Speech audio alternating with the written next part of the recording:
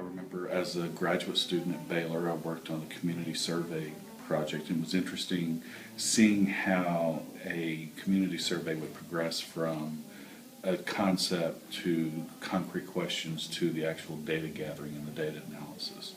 Later on, when I shifted careers, I would spend hours researching different technologies and different uses of technologies, particularly as they pertain to education, and it was engaging to me. Something is a topic that I personally am drawn to.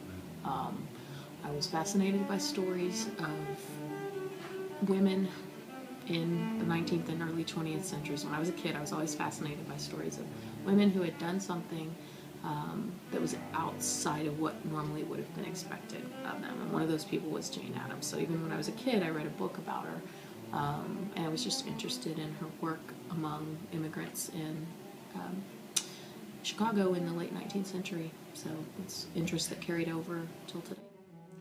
I didn't just research the literature, but I had to research the time period, so I had to look at a lot of historical sources, both things written in the last 20 years about that time period, but also a lot of primary documents from that time period, so I had to learn how to find those, once I learned of them, how to get my hands on a copy of them. So I learned a lot about the history of the Progressive Era, not just settlement literature itself. How long was your dissertation? About 200 pages. Wow, that's awful. Okay. My works cited page, if you're interested, Yeah. since this is research, my works cited page was about 10 pages long. Well, that just sounds really unpleasant. For some. I remember the moment that research became more than just something you do for school, for me. And it happened in graduate school. I was taking this class where we got to work with actual medieval manuscripts, 600-year-old, 700-year-old manuscripts, which was, by the way, cool in and of itself. Reason enough to like doing research if you get to work with something that old.